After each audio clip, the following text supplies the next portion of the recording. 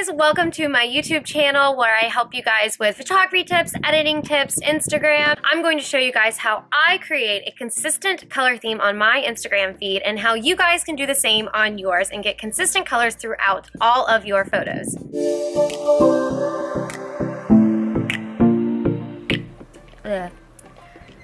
I'm Kelly Hill. Welcome to my YouTube channel where I give you all my insights on editing and photography and take you guys around the world with me. So today, talking about how I keep a consistent color theme on my Instagram theme. I base my color theme from 3 different things. 1, a location, country, or city that I'm in. 2, the time of year. Or 3, just whatever mood I'm feeling. Sometimes I just really am in a pink mood. I just really want to have pink photos. It just kind of goes off my mood, or I want to show the vibe of somewhere that I'm in. The first thing I do, I pick one color. That is the biggest key, creating a restriction for yourself and just picking 1 or 2 predominant colors that you want to show through. I have these 3 different ways of how I choose a color. How do I plan a specific color? First thing I do is I start out with an inspo board. What I do is I'm always collecting images that I love. I love how they're edited. I save all these images and pick whatever color that I'm feeling. I save these images. Maybe I really like how this person edited this blue picture and I say, oh, I would love to capture that same blue in my picture. So I save all these. So the first thing I do is I create an inspo board with the color I am trying to achieve. I have these 3 different ways that I choose a color, but they're kind of divided into categories. There's either the one side where I have the color mood that I'm in, and then the other side is either the time of year and location. So I start out on the color side. If it's just the mood, I have the inspo of whatever the color I want. Then I go through photos that I already have and pull images that already have that type of color in it. It could be I want to do teal, and I'm not necessarily just pulling photos that have teal in them. I'm pulling all these pictures that have blue. Take a bunch of blue photos that I have. So, maybe I went on a vacation or something and you went to Spain and Italy and you have these 2 different blue photos. So I grab those blue photos from there.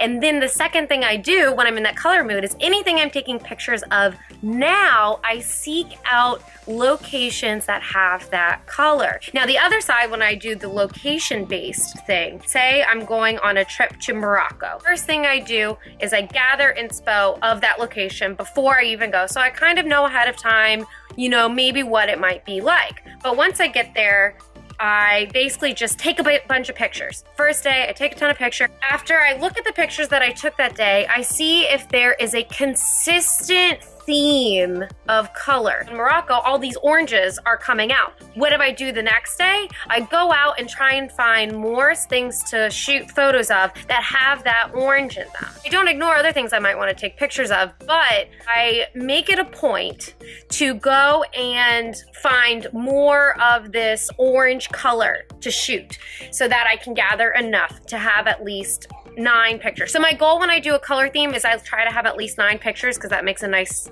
color section on a grid. If you're looking to always have the same color, then it wouldn't matter. But these are key things to look for when you're in different locations. Look for that same color. After I go shoot more pictures, I'm finding that same color, and then I go back, look again, and I analyze all my pictures and say, okay, all right, now I have all these orange and I'm filling up, and I just keep going through and going through. I realize there's another color that's coming through, and I really want to capture that of the location I'm in. Maybe it's brown, or maybe it is a blue. I go to make sure the next day to go capture some more blue things as well. Key takeaway in this is having a base of something similar to these colors. Now, if it's neutral, it's easier to shift it, but if you're just taking a picture of sand, but you want your theme to be blue, it's just not gonna ever be blue. And maybe tint it blue, and you might be able to get it to work, and I can go into that in my editing videos. For starting out, it's a lot easier to start with that color you already want and make sure it's in your photo. Basically, I do this loop when I'm taking pictures in a location to make sure I'm gathering enough of one color. Or I might be transitioning to somewhere new and I kind of start out, I'm already doing pink, and so I just kind of look for more pink things. The reason I do this is I like to tell a story through color. I feel like color really gives the vibe of a location. When I'm in a mood, I might pick one color, but sometimes I want the location to portray the vibe and how I feel the vibe is. That's why I sometimes let the location tell me what the color is instead of trying to impose it on that location. You could be in New York City and you really want to do pink and blue, but I mean, how many things are you gonna find pink and blue in the city? Actually, it's kind of a lot. Anyways, it might be really hard if you've never been there to go find all these things. It's easier when you pick the predominant color that is coming forth. Now that I've talked about how I choose two different ways on how I decide my colors, now I'm going to go into how you can do it too. The first step is you're going to pick your color. Either pick it on where you live, where you're in a location, or pick it based on your brand, or just whatever your mood is in. First, pick your color. And here is my top tip. Be simple. I first started my feed, I was really simple, doing white or neutral and blue. Statistically, blue photos do really, really well on Instagram. Photos with lots of white do very well. The human eye is just attracted to these things, having enough white space, and then also we just love blue for some reason. I don't know why, but you know, we do. I love blue. Can't get enough of that blue water. So stay simple. I really, really suggest starting out neutral or picking an easier color that's in your environment. That might be blue, might be green. I personally think green's kind of hard, and it's taken me a long time to feel very comfortable working with greens. It's just me. Might be, you know, really good with greens. Start simple. That is the first thing you do. Pick a color, start simple. Next thing to do is pick something achievable.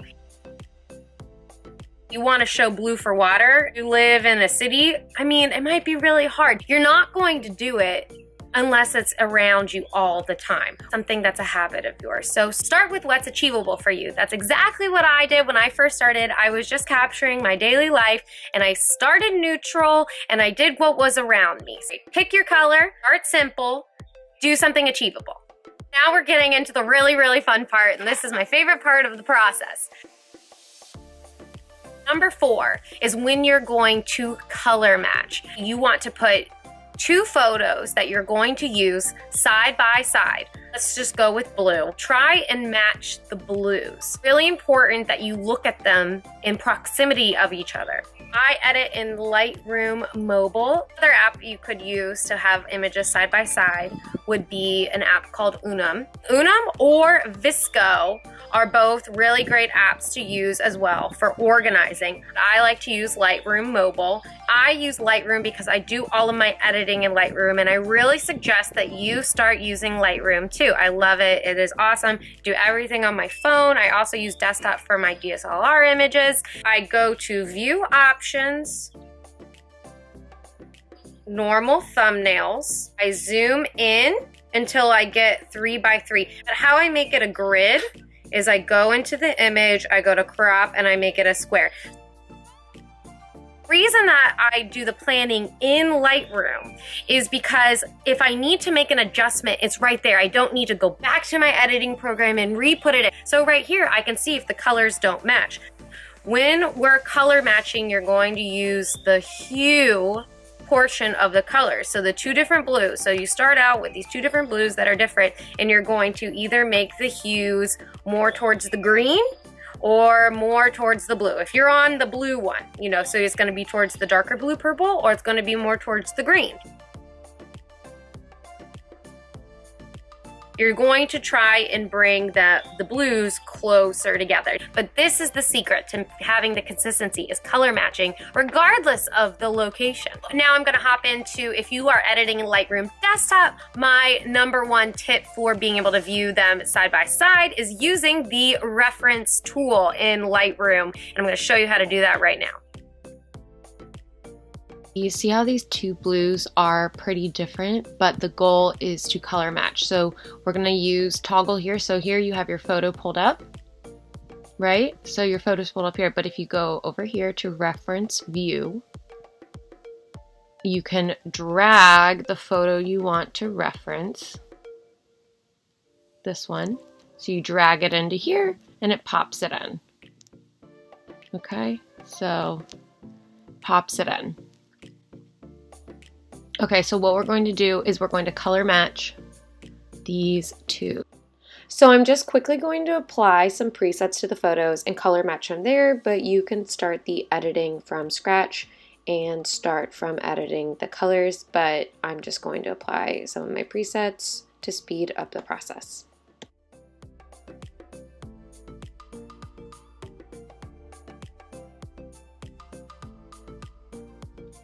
In this color panel here, see if I take this blue and I make the hue more blue, see how it changes that? So see how this blue is a little bit more green, so pulling it towards the greens. Now see how that gets too green? So you want to find that sweet spot. But basically that's the key, is just toggling it either on this blue, either greener or more purple. So you just, being able to see them right next to each other, you're able to get really, really, really close. So then the next part is this greens. So the greens, see how they're very warm over here? So if I made them more green, well, this green isn't changing that much. See, I made this more green, and then I put it back and now it's more warm. So these greens are more controlled by the yellow, so they're warmer. So if I took them over to the green, they got really green, and yeah, that looks really cool, but it's not as warm as here. So that's how I control it over here. So you're trying to bring them closer together. So if this green is more yellow, you want to go and pull it more yellow. So you want to bring these two colors closer together. And then the same with the skin tone. So over here, it's a little bit pinkish, so I'm going to make sure the orange, you don't want to get too pink, but then I don't want to get too yellow. See how that looks really different? So finding that sweet spot there is very helpful. And then the other thing you could also utilize is the split toning. So this is another great way that you can color a photo. So if you just up the saturation, you can get it to be a little bit more, see how this has like kind of this warm tint? So that's going to make it closer, but if I made it cooler, it makes it cooler. So you just bring it up a little bit. And then same with the shadows. See, this is the best way to get a filter. So you get a green filter or a blue filter or a purple filter or a pink filter. See, that really can transform it. So if I need it to be a little bit more green, let's say, see, that's getting really different. So it needs to be, this is pretty warm. So that's a great way to really add a level of filter. So those are my two secrets, this color section and this split toning section to really color match. And then the last thing is making sure the temperatures are the same. So you want to look at this panel here. So the last important tip when you're color matching, so you've done the two side by sides and now the blues match together. Now the last step is taking 6 photos and having them in a grid all together, 3 in one row, 3 in the next, because that's your Instagram feed. You want to create balance between the 6 images. You don't want it to feel very heavy on one side and light on the other. And what I mean by that is close-up pictures of you and then far away pictures. You want to spread out. So this is how you do it in Lightroom Mobile. I go to sort by custom, and then I go to edit. And now select and move them around. So see how when I put it here in the middle, then it feels really heavy in the middle. But when I move it to the side, now it feels a little bit more balanced. Here you have more going on in the picture, and then photos where you have less going on in the picture. Now if I put this one over here, now it feels heavy here and this is too light.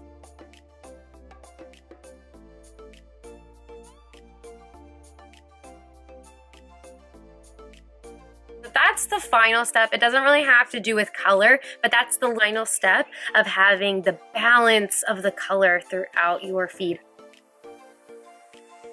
Do that same balance approach with those. So see how the blue stacked over here, now it feels a little off, but when I put it back in the middle, it feels like the blue is throughout and is a little bit more balanced. See how it creates this diamond shape here?